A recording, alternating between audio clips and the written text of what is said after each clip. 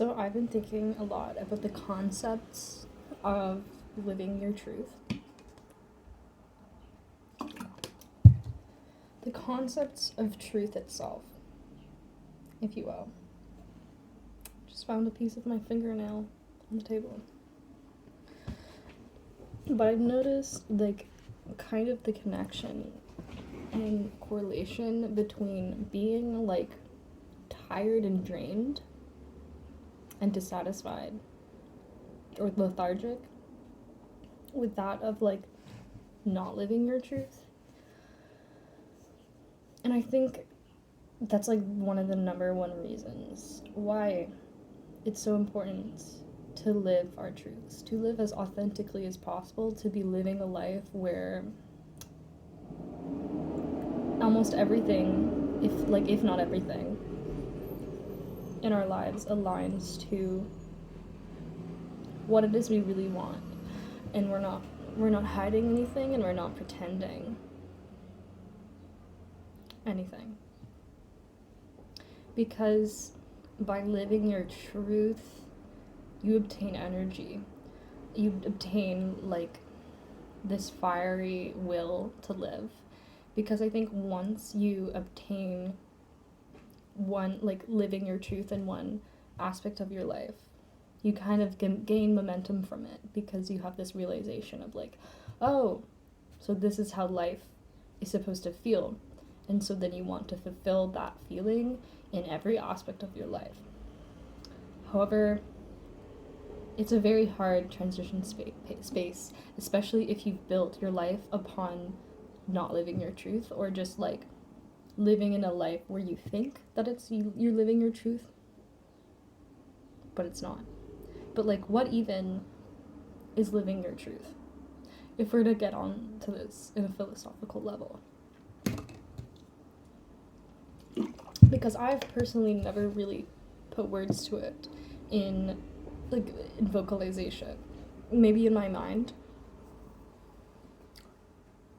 So let's try to let's define what is living your truth. To me, living your truth means living how you were meant to live, and that's not based upon anyone else's expectation for you.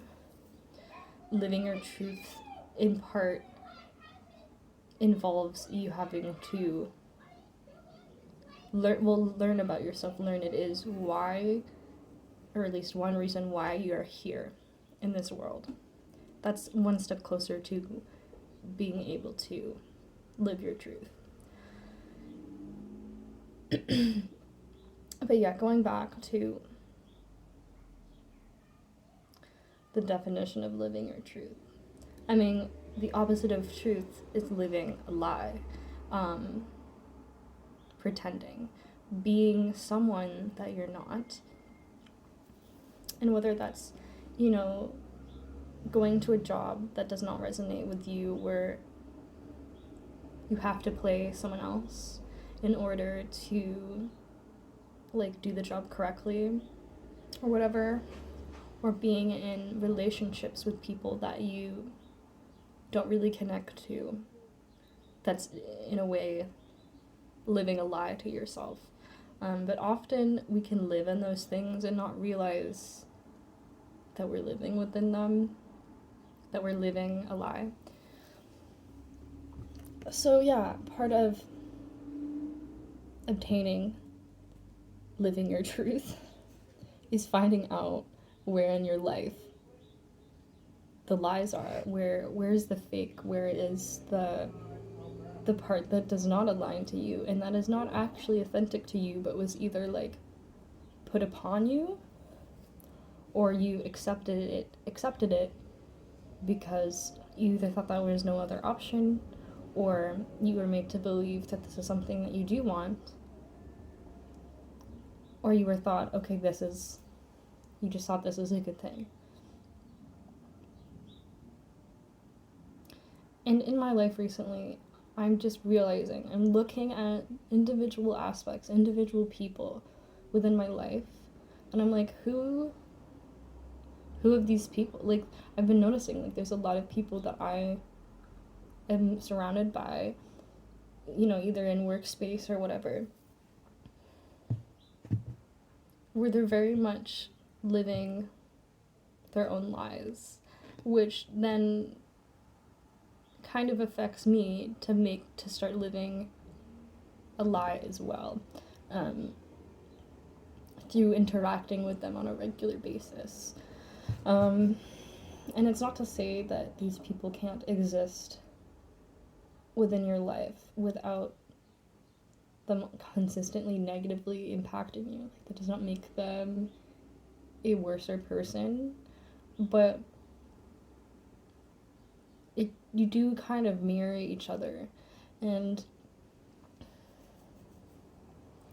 yeah, living around people that are not living their truth makes it more difficult, per se, for you to be living out your best life of authenticity.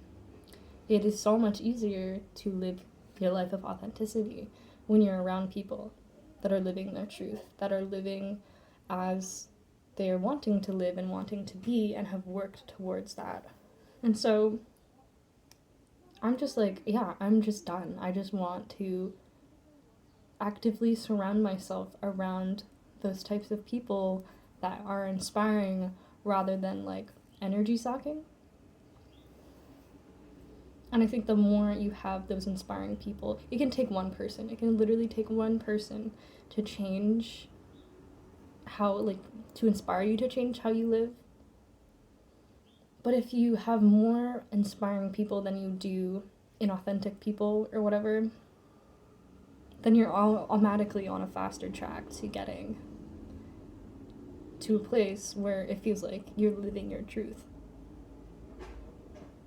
Because by hanging around people that you don't really connect with or maybe don't even like, then you're faking something there.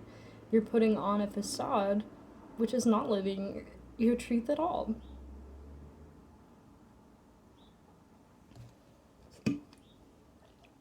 Anyways, this is all like inherently obvious in a way. This isn't really like news, but it's just interesting to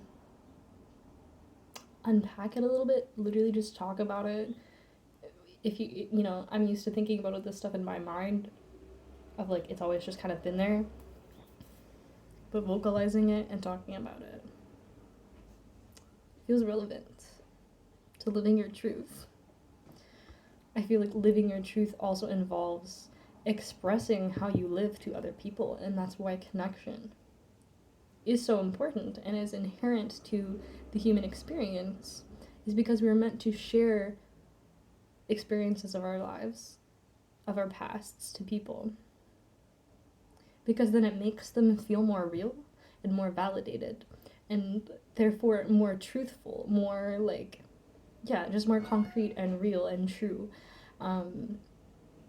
Because it may feel almost like you're living a lie if you don't have anyone to express how you see the world, or to express what you've experienced in the path, or express your life. And that's, you know, take for instance like biopics or like written autobiographies. A lot of people, including myself, are very drawn to those because it's people like telling their truth, they're telling their story, they're being seen in ways they never would have been able to be seen, and that's how they become more fulfilled in a way. I don't really know where I was going with that, but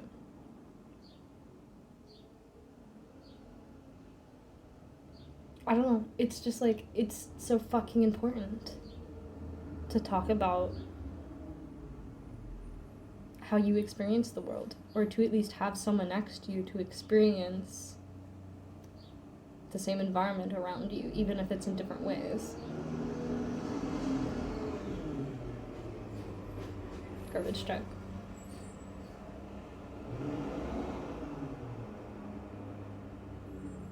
Now another concept to go with this is many months ago, I was told by my friend through an angel or something, through tarot, to think about the concept of peace. and to just have it around the mind. And through those months it's popped up, and I just think about like, okay, peace, what is peace? And I'm starting to realize that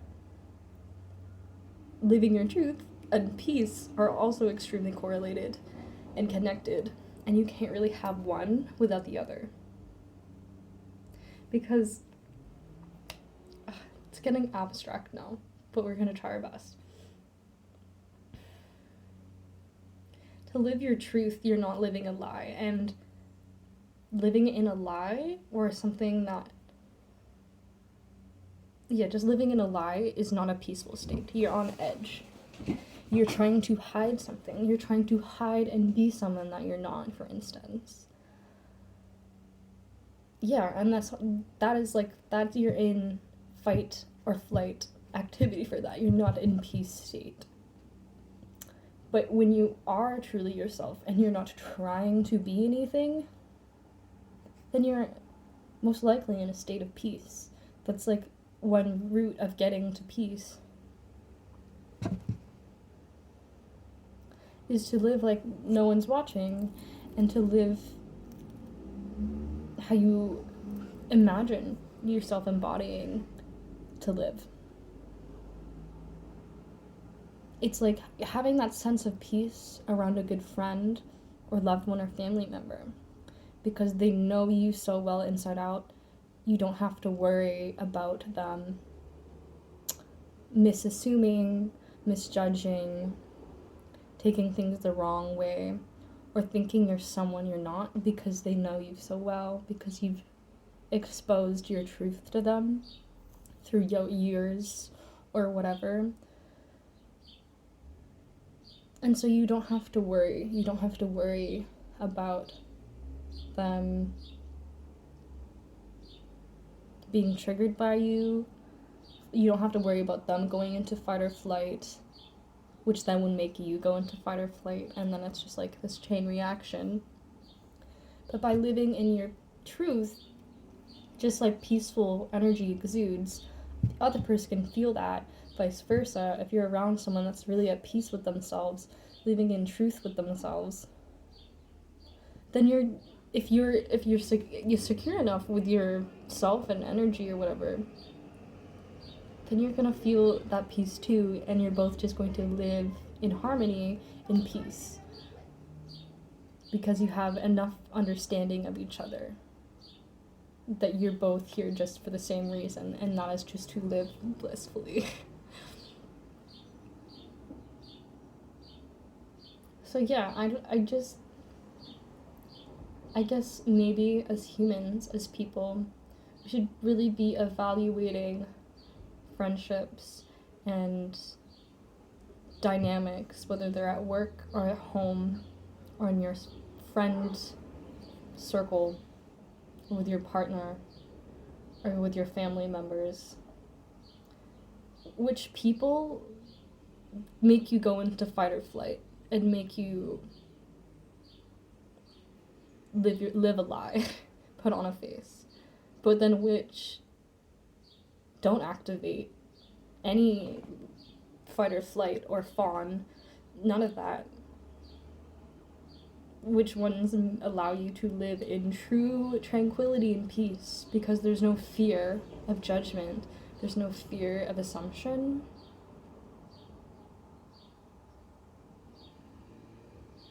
You're just you.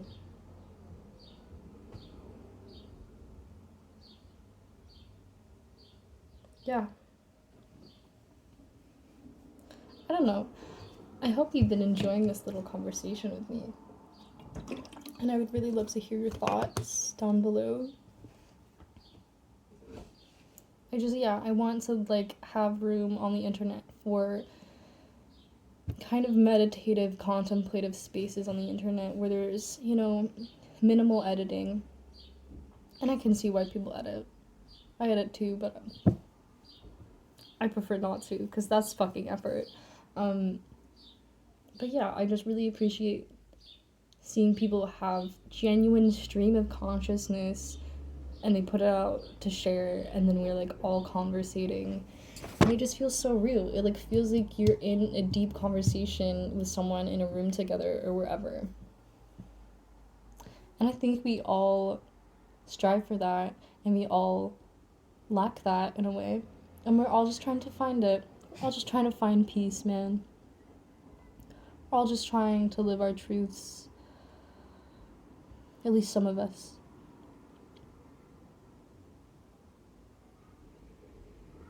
But yeah, this was feeling weird, and so I decided to just see what came out. So that's what this is. But yeah, nice to meet you, and we'll see each other very soon. Okay, bye.